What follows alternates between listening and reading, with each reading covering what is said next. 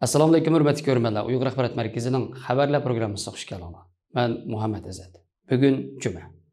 Tövəndə diqqətli xəbərlərimizin təfsilatı bo'lsin.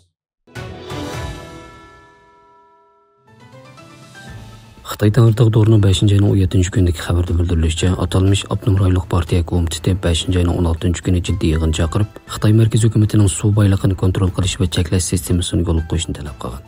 Shundaqla 2024-yil Sharq Turkistondagi suv bayligini qattiq boshqarishni muhim vazifa sifatida o'rnashtirgan. Atalmış Abnum rayonluq partiya komitetining sekretari, Abnum rayonluq partiya komiteti suv bayligini boshqarish komitetining mudiri Mashhuri yig'in riyosatchilik qilib, Sharq Turkistondagi suv bayliqini taqsimlash va muvofiq ishlatishni unumli ilgari surish uchun asosiy suv tejash turlari qurilishini chang tutishning zarurligini ta'kidlagan. U so'zida asosiy daryo vodisi boshqarish sistemi qurilmasini yaxshilab, har qaysi joylardagi harbiy rayonlarni suv bilan ta'minlashni texnik mukammallashtirganligini va atalmış Şinjanning shimolidagi 6 daryo va bir ko'lning suv boshqarish va kontrol qilish xizmatini jiddiy berish kerakligini bildirgan. Yig'inda ta'kidlanishicha, Sharq Turkistonning muhim suv bayliqlaridan biri bo'lgan Qaydu daryosi va Ko'nchi daryosi suv bayligini echib, Sharq Turkistonning suv bayliqidan unumli foydalanish va suv bayliqini boshqarish xizmatini yaxshi ishlab, ko'l, daryo, dehqonchilik va boshqa suv tejash turlarining qurilishini puxtalab, har qaysi daryo vodilari bilan birlashma tangshash va kontrol qilishni kuchaytirish xizmatini jiddiy ishlash kerakligi haqida jiddiy qarorlar ilingan.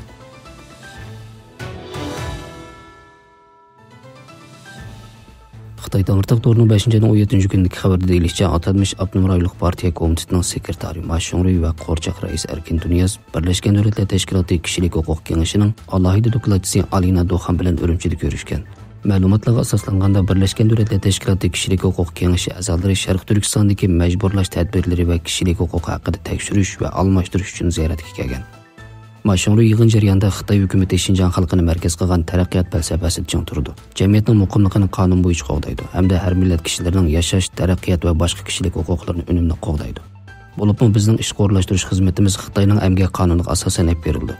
Kishi nafslantiradigan shuki Amerika haqiqiy paketini nazardan saqit qilib, Şinjanda atalmış majbur emgak mavjud deb xohlagancha tuhmat qildi. Ve atalmış kişilik huquq sözünü qo'llandi. Şinjandagi masalalarni bahona qilib, Xitoy shirkatlari va xodimlariga nishonli qonunsiz jazo yurgizdi.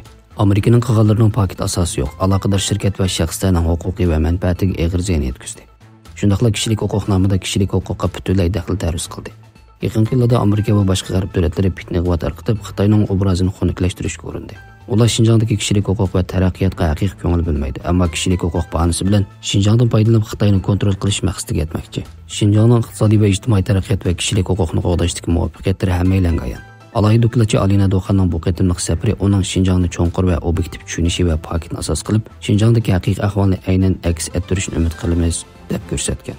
Birlashgan Davlatlar Tashkiloti kishilik huquq kengashi a'zolari ziyorat jarayonida Urumchi, Shixanza, Sanji va Xotin qatorliq joylarga berib, bu joylardagi aloqador korxonalarni ziyorat qilgan va atalmış Abnum rayonining munosabatli tarmoqlari, xizmatchilar, atalmış mutaxassislar va olimlar bilan suhbatlashgan. Hamda atalmış Şinjan sirtida yashaydigan ko'chman ishchilar va ularning oila tavobatlari bilan aloqalashib, munosabatli ahvollarni egilganligi ilgari surilgan. Xabarlarimizni ko'rganlarga rahmat. Ko'rishguncha omon bo'linglar. Xayr xo'sh, Allohga omonat.